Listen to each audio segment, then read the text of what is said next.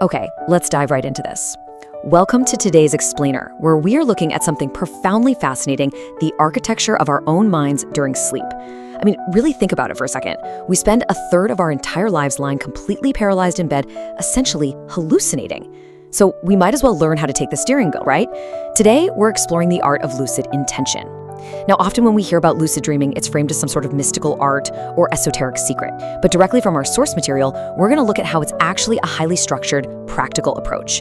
It's a practice of guided intention where we literally become conscious architects of our own awareness, right in the middle of the night. So, I want to ask you this directly, just to set the stage here. What actually happens when you become lucid? Try to imagine the jarring, yet incredibly exciting, visceral shock of suddenly waking up inside your own mind. Boom. You're fast asleep in your bed, but your consciousness just clicks on. You look around, realizing the floor beneath you isn't real, but it feels completely 100% solid. That moment of lucidity is profound. And the source points out that the second you become lucid, you immediately begin to notice something highly unusual about the world you're standing in. Part 1. The power of dream expectation. Moving beyond the illusion of magic. To really grasp the mechanics of this space, we have to drop a really common misconception, and this brilliantly illustrates it. Dreams aren't just pure magic where things happen totally randomly, even if it feels exactly like that when gravity suddenly disappears and the landscape shifts around you. The reality is actually much more fascinating, and it represents a massive paradigm shift.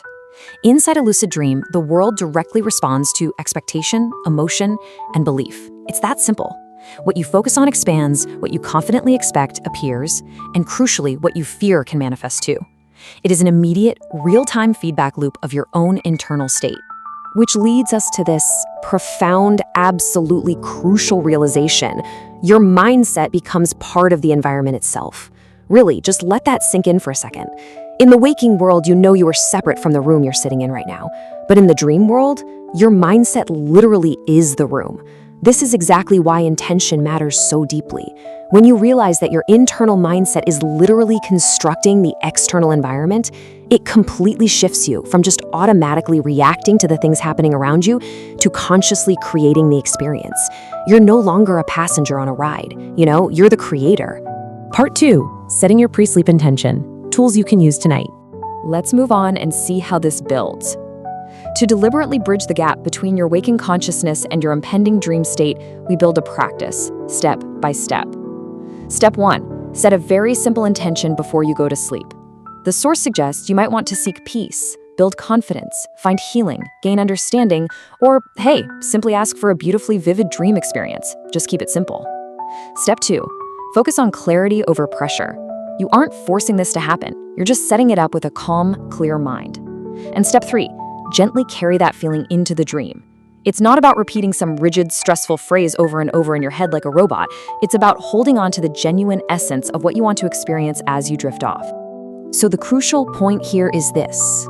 Dreams respond way more strongly to emotion than to words alone.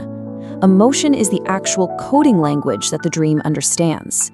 If your intention is peace, while the word itself won't do much if your heart is racing with anxiety while you repeat it. You have to actually cultivate the genuine feeling of peace as you fall asleep. That underlying emotion acts as the architectural blueprint that the dream will eventually build itself around once you cross over into sleep. Part 3, creating consciously within dreams, the in-dream experience. Okay, imagine you've fallen asleep, you realize you're dreaming, and bam, lucidity hits. The environment is just waiting for your input. What do you do right now in this exact moment? Well, the very first thing you must do is pause. Take a deep, slow breath within your own mind. It is incredibly easy to get so utterly thrilled about the prospect of flying or exploring that you accidentally wake your physical body up entirely. And then, well, it's game over. The source explicitly instructs us to pause and become completely calm before we even begin to imagine our intention. You have to stabilize that relaxed awareness first. Now, what's really interesting about this is the sheer, vivid variety of experiences that open up to you once you achieve that calm state. You can gently invite a peaceful place, initiate a deeply meaningful conversation, or cultivate a pure, exhilarating feeling of freedom. You might visualize a glowing sky, or maybe just a calm ocean. The key word here is gently imagining these things unfolding. You aren't aggressively building a world brick by brick. You are simply planting an emotional seed and letting the dream world naturally construct these magnificent details all around you. Actually, there is a super vital distinction to make here. Trying to micromanage and force absolute control over every single detail, that can be incredibly exhausting. And honestly, it usually just causes the dream to shatter and collapse entirely.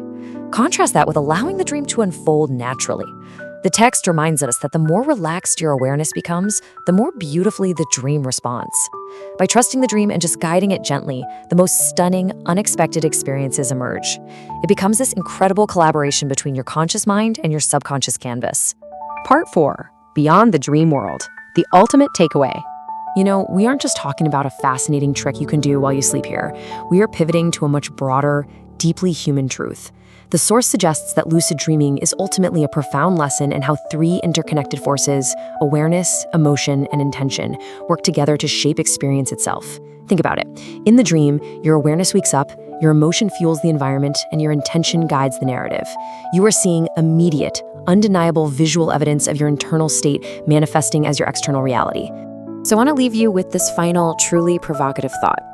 If awareness, emotion, and intention so vividly and undeniably shape the dream world, how are they shaping your waking reality?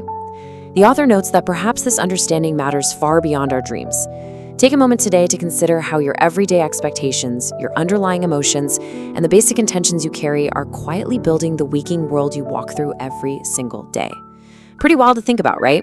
Thank you so much for joining me on this explainer. Keep practicing, keep paying attention, and until next time, stay curious.